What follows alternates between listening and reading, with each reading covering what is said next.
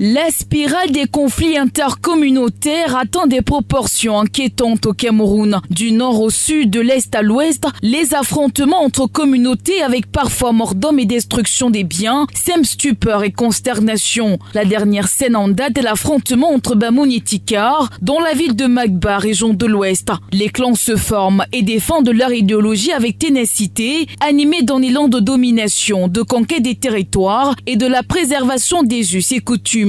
La recherche de la puissance devient un élément déclencheur des conflits entre les peuples. Ces conflits, dont la plupart ont des origines territoriales, seraient l'une des conséquences de la colonisation.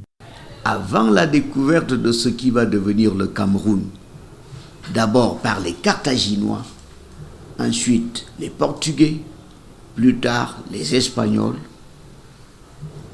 les micro-États qui constituent donc le Cameroun actuel existaient déjà. Et c'était l'époque des conquêtes territoriales. Il y avait de très nombreux conflits.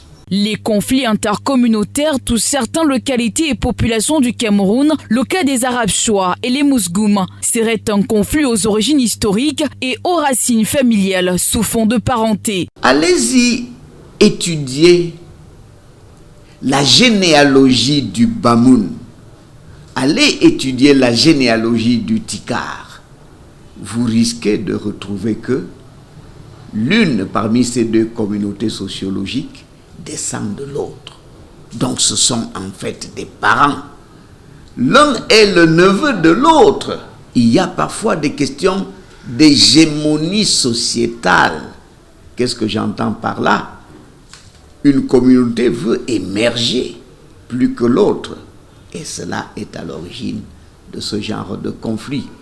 Il y a une question de dignité personnelle d'un côté, d'une part, je veux dire, et d'hégémonie d'autre part.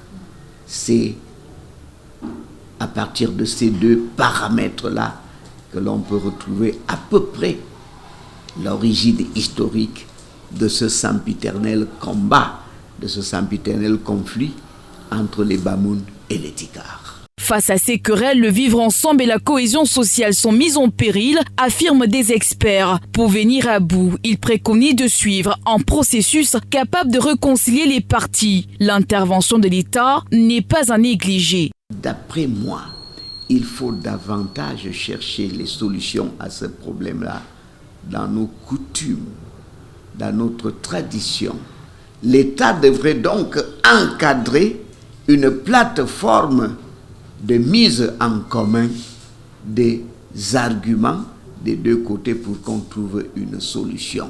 On rappelle, les conflits intercommunautaires sont des conflits armés non étatiques entre deux ou plusieurs groupes sociaux. Ils représentent des variations significatives de type et d'échelle. Si certains sont à l'origine de nombreux décès, d'autres plus violents peuvent facilement se transformer en guerre civile.